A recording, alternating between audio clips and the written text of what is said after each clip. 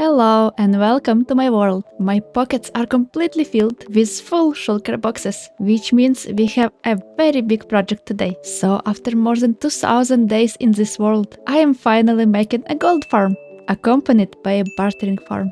It's a little bit embarrassing that I delayed this project by so long, because gold farms, as well as bartering farms, are one of the most useful late-game farms that you can have in Minecraft, and I will explain a little bit later why it took so long. First, let's find appropriate location, and I'll tell you a little bit about the farm that I'm building today. So this specific gold farm was created by Nico is Lost, and it's an excellent example of math and optimization. The farm is also using other interesting mechanics, for example, this 4-way boat looting system. Please check out those videos in the description. I found them very interesting and useful. So I found perfect place for my farm. First of all, I'm building it far away from my home. Mostly because gold farm is an eyesore and will not be easy to cover once I'm building the nether hub. However, this location is appropriate because there are few useful nether portals nearby, leading to my dezombified villagers, witch farm, and rising farm. So if I need to fly far, there is more than one reason to do it.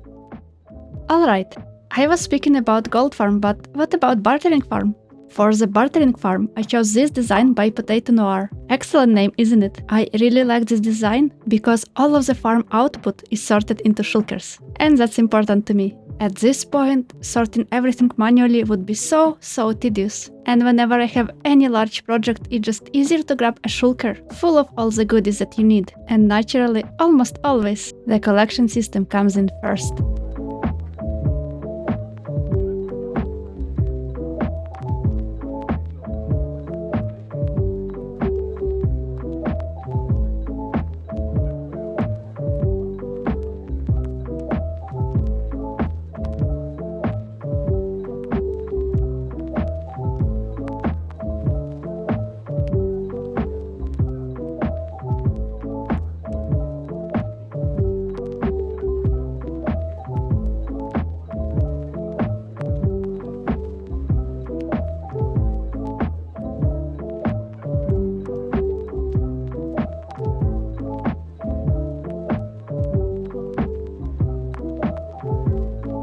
I've built the bartering setup and I built the gold processing system.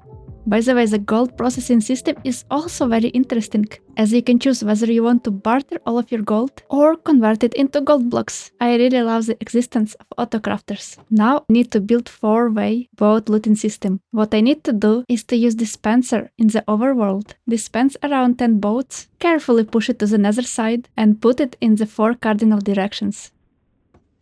So here is where I messed up big time. I started building this farm months and months ago. The footage you saw so far is old, and what I didn't know is that there is actually better 4-way boat looting system. Way better and way easier. I did a giant mistake and I couldn't reliably put boats in place. Then I had very long pause. As you know, I've been moving in real life and I've been so busy and couldn't produce any videos. So finally now, after many months and few updates later, I'm trying to continue this project again. And luckily, there is one updated version of the 4-way boat looting system, easier to set up and still very reliable. Now, before I continue building the gold farm, there is a tiny little secret that will hugely help me with building it. If I enchant my boots with Frost Walker, I will not take any damage from all those magma blocks. It's going to be so handy. However, since my original boots are already enchanted with Depth Strider, I need to make different boots.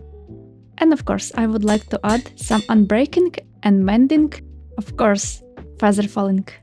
And let's make them a bit more stylish.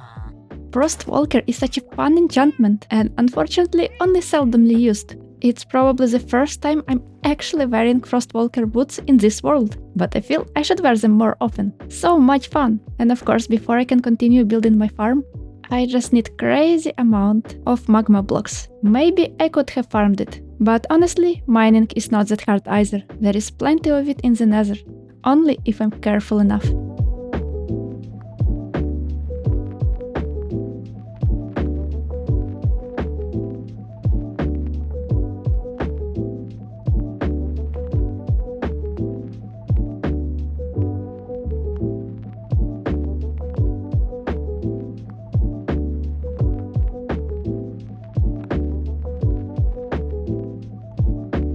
Now Gold Farm is completely ready. I'm so happy to finally proceed with this project. I really need a lot of materials for my future builds. Every single block in this construction is completely optimized. The glass blocks are preventing from the gas spawning. Turtle egg is attracting all of the zombified piglins to the center, and boats are holding piglins for later, so they are right there when I start using the farm, because it's built on the aggro mechanic, so as soon as I damage one, they will immediately aggro on me. Oh wait, I think I will need an extra sword. I need to have a sword that has sweeping edge and doesn't have any fire aspect. And my main sword, unfortunately, has fire aspect on it. And of course, unbreaking and mending is obligatory. It's time to enchant the sword. It's been ages since I used this enchanting table. But I want to try my luck, and I'm not afraid to lose few levels, as the gold farm will bring me a lot. I'm in my old skeleton farm that converts skeletons into strays. I use this place so much for XP in the early games, as well as for bones, but now I hardly ever use it. It's nice to be back. So, am I lucky here? Unfortunately, I just have a diamond sword, and not the netherite one. Maybe that's something that we need to correct in the future, although it really doesn't matter. Diamond is more than sufficient. I already have some useful books, so basically I only need sweeping edge 3.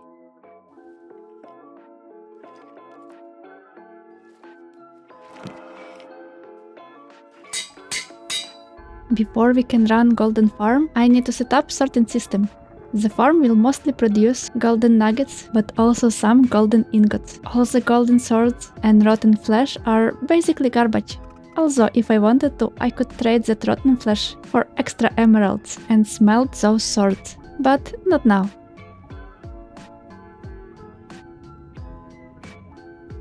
Sorting system for the gold farm is ready, and I want to test it out. However, let's first reduce the sound, because I know for a fact it's going to be very loud. Let's grab our new sword and swing away.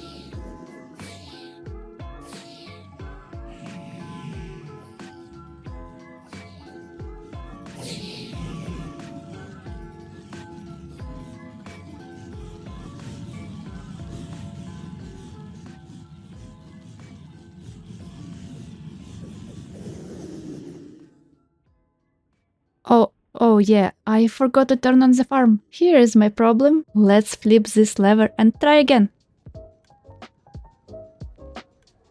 That's better. Now I can farm a bit of gold. I want to have enough for a whole shulker box of gold blocks plus extra gold blocks, so I can make a beacon.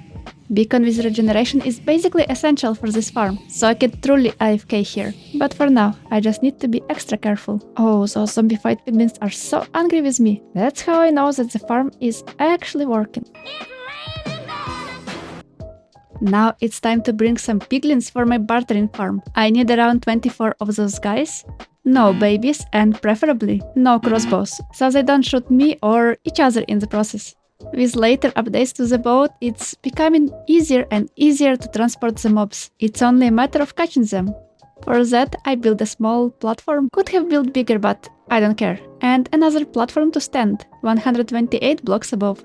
You see, 128 blocks is the despawn radius, meaning that all of the hostile mobs immediately despawn if they're further than that, unless they're in a boat or named, which means if I stand exactly 128 blocks above the spawning platform, only that platform will be able to spawn mobs.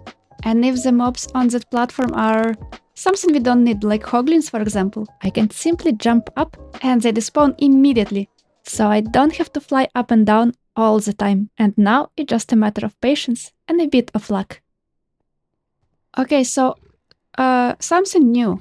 I've been trying to spawn piglins and I discovered something I had no idea about. So I think it's time for our new and hopefully returning rubric. Minecraft Mysteries with Mystic. Did you know that despite the fact that adult piglins and hoglins often fight each other and even do a little dance when they win? Is it the pig step?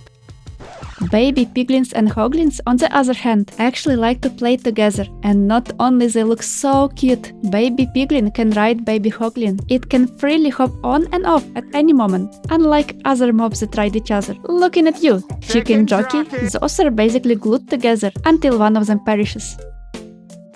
But wait, that's not it, there is more. Baby hoglin can carry not one, not two, 3 baby piglins sitting on top of each other. Looks like they're having really fun time. I wish I could join too. Did you know this about baby piglins and hoglins? If you have, comment down below. If not, hit like and subscribe for more Minecraft mysteries with Mystic. Alright, back to our farm. I believe I've collected enough piglins. So now it's just a matter of getting them in that space for bartering. It's gonna be much easier to do when I will be wearing a gold helmet. Hey guys, are you ready? Raise your hand so I can count. What a cooperative piglins. But of course, before I do anything, I need to name them. And I think there is no better name than Dinnerbone or Gram. So they walk on their heads. Alright, let's go up.